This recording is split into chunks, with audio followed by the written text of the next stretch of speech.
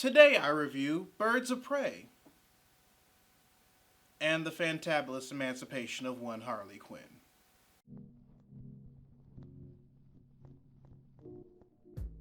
So during the time Joker broke Harley out of prison at the end of Suicide Squad, the two broke up and Harley decides now is the perfect time to try and make a name of herself. But now that word's gone around that she's no longer Joker's girl, she's pretty much wanted by every criminal in Gotham, including Black Mask, who wants her to find this diamond that was stolen from him by a pickpocket named Cassandra Cain in exchange for not killing her. Wrapping up others like Black Canary, Huntress, and Detective Renee Montoya into the situation, all who have their own personal vendetta against Black Mask, Harley and the others have to protect Cassandra from the crime lord by any means necessary. So, despite this movie establishing its connection to the other DCEU films before it, I personally like how pretty much anyone can watch this movie and not have to worry about having to watch Suicide Squad or even Batman v Superman: Dawn of Justice to understand it. The story itself? It was simple. And that's not a bad thing. Because, yes, I assure you readers, the story that this movie told has been told thousands of times. The hunt for the MacGuffin, the degrees of separation linking everyone together, even the unlikely mentor trope. I guarantee you that all of these tropes have been used in the same type of story multiple times in the same exact combination before. But readers, what makes this movie work isn't how unique the story is. It's how it's executed and how the characters are portrayed that breathes that unique life in a story that we're all used to. And Birds of Prey does a good job at breathing said new life in said situation. Speaking of characters, let me talk about the ones that stood out to me the most, starting with Harley. Harley was both great and slightly disappointing at the same time. No shade to Margot Robbie at all. She is Harley Quinn through and through. And I personally love how they use elements of her fourth wall breaking from the recent comics into the movie where it worked.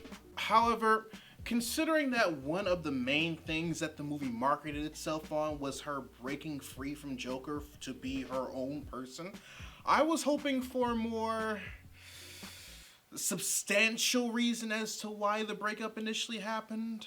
Like, I wanted self-realization that the relationship was toxic and that he never loved her. I wanted that scene of her cutting off her dyed pigtails that I love so much from the trailers to have meaning, so that seeing her declarations in this movie felt like a congratulatory step in the right direction to where she currently is in the comics. But despite certain scenes telling us otherwise, we don't really get that growth in this movie, which kinda sucks, because the whole point of her arc was that she doesn't need to be in the shadow of anyone for her to be her own person, and I thought her breaking free of the mental shackles Joker kept her in was a great way of doing that. I'm personally hoping that the reason why they held off on doing that was so that Poison Ivy can come in a later movie to help her get to that place mentally. But as far as this being her first non-Joker outing in the DCEU as a way of showing herself that she doesn't need him,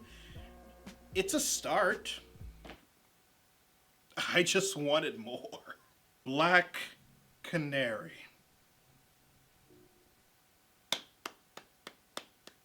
Like, I know this isn't the canary that Harley Quinn falls in love with, but I want it to be. Hell, that might actually end up being the case, and I wouldn't be mad at that at all. Making her the heart of the group, especially how Jurnee Smollett plays her, was a very good decision. Also, her arc was the most well-rounded out of the bunch, second to Renee Montoya, and oh my god, Renee Montoya was so great. Aging her up was one of the best decisions that they made in this, because Rosie Perez is perfect. I do wish that they delved a bit deeper into the sexism the movie implied that she faced while she was on the force, including the scrutiny she dealt with building the case against Black Mask up to the point of her introduction. But what we got of her was great, both in faithfulness and in portrayal. I'd say the same about Cassandra Cain, but I can't. No, I'm not saying that Ella J. Basco didn't do a good job considering how Cain was used in this movie. But I'd be lying if I said that my prior knowledge of who Cassandra Cain is, who she becomes, and what her overall role is in the Gotham City mythos didn't get in the way of me enjoying her arc in Birds of Prey.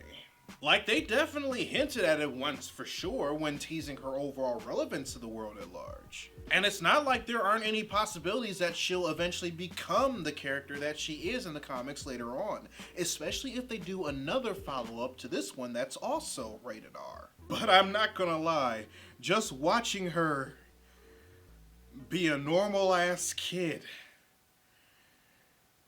it hurt my soul a bit. That being said, I definitely have ideas on how they can rectify that in regards to sequel treatments with her in it. But I understand the purpose that she served in this movie, both for herself and for Harley Quinn.